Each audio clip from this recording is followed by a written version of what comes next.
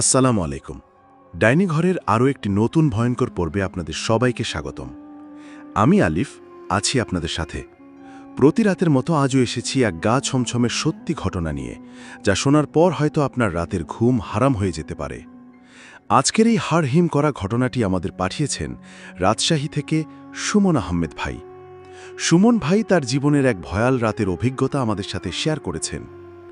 আপনাদের কাছেও যদি এমন কোনো অলৌকিক বা ভৌতিক ঘটনা থেকে থাকে যা আপনি আমাদের সাথে শেয়ার করতে চান, তাহলে দেরি না করে সেই ঘটনা আমাদের লিখে পাঠান এই ঠিকানায় dainyghor@gmail.com। তাহলে চলুন আর দেরি না করে সরাসরি চলে যায় সুমন ভাইয়ের সেই ভয়ঙ্কর অভিজ্ঞতায়, যে ঘটনা শুনলে আপনার গায়ের লোম দাঁড়িয়ে যাবে এবং হয়তো আজ রাতে ঘুমাতে যাওয়ার আগে আপনি দুবার ভাববেন। আমার নাম সুমন। ঘটনাটি আজ থেকে প্রায় বছর 7 আগের। তখন আমি কেবল বিশ্ববিদ্যালয়ে পা রেখেছি। আমার গ্রামের বাড়ি নাটোরের এক প্রত্যন্ত অঞ্চলে। আমার দাদি আমাকে খুব ভালোবাসতেন। আমিও দাদিকে ছাড়া কিছুই বুঝতাম না। হঠাৎ একদিন খবর পেলাম দাদি খুব অসুস্থ, অবস্থা আশঙ্কাজনক। খবর পাওয়ার মাত্রই আমি বাড়ির দিকে রওনা দিলাম। বাড়িতে পৌঁছে দেখি দাদির অবস্থা খুবই খারাপ।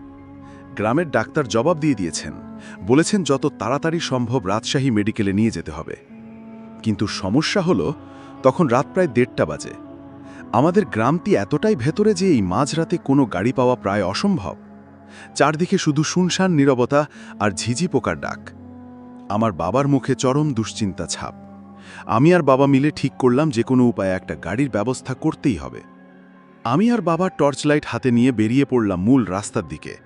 প্রায় আধ ঘন্টা ধরে জনশূন্য রাস্তায় দাঁড়িয়ে আছি, কিন্তু কোনো গাড়ির চিহ্নও নেই। হতাশা যখন গ্রাস করছে, ঠিক তখনই আমরা দেখলাম দূর থেকে একজোড়া হেডলাইট এগিয়ে আসছে।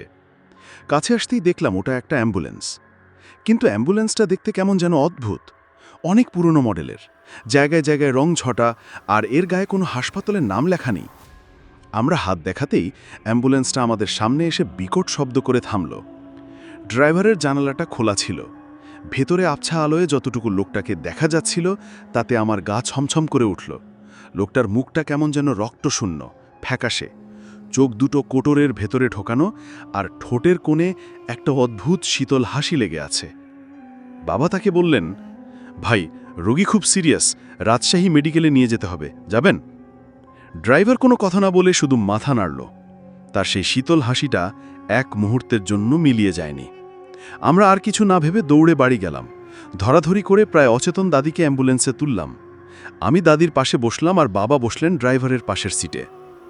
অ্যাম্বুলেন্স ছাড়ার পর থেকেই আমার অস্বস্তি বাড়তে লাগল। গাড়ির ভেতরটা অস্বাভাবিক ঠান্ডা, মনে হচ্ছিল যেন কোনো হিমঘরে বসে আছি। আর একটা অদ্ভুত গন্ধ নাকে আসছিল, অনেকটা পচা ফুলের সাথে ফরমালিন মেশালে যেমন গন্ধ হয়, ঠিক তেমন। অ্যাম্বুলেন্সটা মূল সড়ক ধরে কিছুক্ষণ চলার পরই হঠাৎ একটা অচেনা মাটির রাস্তায় নেমে পড়ল। বাবা অবাক হয়ে ড্রাইভারকে জিজ্ঞেস করলেন, ভাই, এদিকে কোথায় যাচ্ছেন? এটা তো ভুল রাস্তা। ড্রাইভার শীতল গলায় জবাব দিল, চিন্তা করিয়েন না, শর্টকাট রাস্তা, তাড়াতাড়ি পৌঁছায় দিব। তার কণ্ঠস্বর শুনে আমার বুকের ভিতরটা কিপে উঠল। এটা কোনো স্বাভাবিক মানুষের গলা না, মনে হচ্ছিল যেন কোনো গভীর কুয়োর ভেতর থেকে আওয়াজটা আসছে। বাবা হয়তো ভয়ে আর কিছু বললেন না। রাস্তাটা এতটাই নির্জন যে বলার মতো না। দুপাশে শুধু বিশাল বিশাল পুরনো গাছ আর জঙ্গল, কোনো বাড়িঘর বা আলোর চিহ্ন মাত্র নেই। স্থানীয়দের কাছেই রাস্তাটা জিনের বাট নামে পরিচিত ছিল। শোনা যেত এই রাস্তায় নাকি অমাবস্যার রাতে কালো জাদুর চর্চা হয় আর জিনের আসর বসে। হঠাৎ আমার দাদি, যিনি এতক্ষণ প্রায় অচেতন অবস্থায় পড়েছিলেন, তিনি ধীরে ধীরে উঠে বসলেন। আমি অবাক হয়ে দাদির দিকে তাকালাম, কিন্তু এ কি? এ তো আমার দাদি নয়। তার চোখ দুটো অস্বাভাবিকভাবে জ্বলজ্বল করছে, মুখটা কেমন যেন বেঁকে গেছে। তিনি আমার দিকে না তাকিয়ে জানালার বাইরের অন্ধকারের দিকে তাকিয়ে খসখসে গলায় বলে উঠলেন, আমারে কোথায় নিয়ে যাচ্ছিস? এই পথ তো আমার বড় চেনা। এই কথা শুনে আমার গলার পানি শুকিয়ে গেল। ভয়ে আমার শরীর জমে আসছিল। আমি বাবার দিকে তাকালাম, দেখলাম বাবাও ভয়ে সাদা হয়ে গেছেন। তিনি ড্রাইভারকে চিৎকার করে বলতে লাগলেন, গাড়ি থামান, আমরা যাব না, গাড়ি থামান বলছি। কিন্তু ড্রাইভারের মধ্যে কোনো ভাবান্তর নেই। সে শুধু আয়নার দিকে তাকিয়ে আমাদের দেখে সেই শীতল হাসিটা হাসল। হঠাৎ করে অ্যাম্বুলেন্সের সাইরেনটা বেজে উঠল। কিন্তু এই কেমন সাইরেন? এ তো কোনো সাইরেনের আওয়াজ নয়। মনে হচ্ছে যেন শত শত নারী পুরুষ একসাথে কান্নার সুরে বিলাপ করছে। সেই কান্নার আওয়াজে আমাদের চিৎকার ঢাকা পড়ে গেল। আমি ভয়ে দাদির দিকে তাকালাম। তিনি তখন অট্ট হাসিতে ফেটে পড়লেন। সে কি হাসি! মনে হচ্ছিল যেন সেই হাসি পুরো জঙ্গল কাঁপিয়ে দিচ্ছে। তিনি আমার দিকে তার লম্বা শীর্ণ আঙ্গুল তুলে বললেন, ভয় পেইস না, তোরও দাওয়াত আছে, সবাই অপেক্ষা করতেছে। এই কথা বলার সাথে সাথেই অ্যাম্বুলেন্সটা একটা ঝাটকা দিয়ে এক বিশাল বট গাছের নিচে এসে থেমে গেল। জায়গাটা এতটাই অন্ধকার যে কিচ্ছু দেখা যাচ্ছিল না। ড্রাইভার তার মাথাটা পুরোপুরি 180 ডিগ্রি ঘুরিয়ে আমাদের দিকে তাকালো। তার চোখ দুটো তখন আর মানুষের চোখ নেই, সেখানে কেবল দুটো কালো গর্ত, যা থেকে ধোঁয়া বের হচ্ছে। সে তার বিভৎস মুখটা খুলে বলল, নামেন, আপনার দাদির আসল ঠিকানা এসা পড়ছে। কথাটা শেষ হতেই অ্যাম্বুলেন্সের পিছনের দরজা দুটো সশব্দে খুলে গেল। বাইরে তাকিয়ে আমার রক্ত হিম হয়ে গেল। বাইরে কোনো রাস্তা নেই, মনে হচ্ছে যেন আমরা কোনো কবরস্থানের মাঝে দাঁড়িয়ে আছি। অসংখ্য ছায়ামূর্তি গাছের নিচে দাঁড়িয়ে আমাদের দিকে তাকিয়ে আছে। তাদের চোখগুলো আগুনের মতো জ্বলছে আর বিড়বিড় করে কি যেন বলছে। আমার দাদি বা তার শরীরে ভর করা সেই সত্তা নিজে থেকেই অ্যাম্বুলেন্স থেকে নেমে সেই ছায়ামূর্তিদের দিকে হেঁটে যেতে লাগলো। যাওয়ার আগে সে আমার দিকে শেষবারের মতো তাকালো। তার সেই লাল চোখ আর পৈশাচিক হাসি আমি জীবনেও ভুলব না।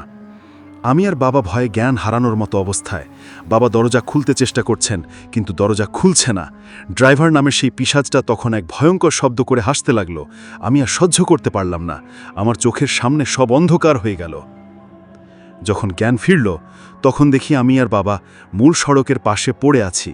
ভোরের আলো ফুটতে শুরু করেছে। আমাদের আশেপাশে কোনো অ্যাম্বুলেন্স বা কিচ্ছু নেই। আমরা পাগলের মতো দৌড়ে গ্রামের দিকে ছুটলাম। বাড়িতে পৌঁছে যা শুনলাম তাতে আমাদের পায়ের নিচের মাটি সরে গেল। গ্রামের লোকেরা জানালো, আমরা গাড়ি খুঁজতে যাওয়ার কিছুক্ষণ পরই দাদি বিছানায় শেষ নিঃশ্বাস ত্যাগ করেছেন। তার মৃতদেহ তখনও ঘরেই শোয়ানো ছিল। তাহলে প্রশ্ন হলো, আমরা কাকে নিয়ে গিয়েছিলাম সেই অ্যাম্বুলেন্সে? কে ছিল সেই ড্রাইভার? আর কোথায় নিয়ে গেল সে আমার দাদির রূপ ধরে থাকা সেই ভয়ঙ্কর সত্তাটিকে? এই প্রশ্নগুলোর উত্তর আজও আমার অজানা। সেই রাতের পর থেকে আমি আর কোনো দিন রাতে একা অ্যাম্বুলেন্সের সাইরেন শুনলে স্থির থাকতে পারি না। আমার মনে হয় সেই পিশাচটা হয়তো আজও তার ভয়াল অ্যাম্বুলেন্স নিয়ে রাতের রাস্তায় ঘুরে বেড়ায়, নতুন কোনো যাত্রীর খোঁজে। কেমন লাগলো সুমন ভাইয়ের পাঠানো এই ভয়ঙ্কর ঘটনাটি? ভাবতে পারেন সেই রাতের কথা, যখন বাস্তবতা আর বিভ্রম মিলেমিশে এক হয়ে গিয়েছিল? আসল ঘটনাটা তাহলে কি ছিল? ওই অ্যাম্বুলেন্সটি কি সত্যি কোনো অ্যাম্বুলেন্স ছিল, নাকি কোনো নরকের বাহন? সুমন ভাই যার সাথে গিয়েছিলেন সেই বা কে ছিল? আপনাদের মতামত আমাদের কমেন্ট করে জানান। আগামী পর্বে আবার দেখা হবে নতুন কোনো ভয়ের গল্প নিয়ে। ততক্ষণ পর্যন্ত ভালো থাকবেন, সাবধানে থাকবেন। শুভরাত্রি।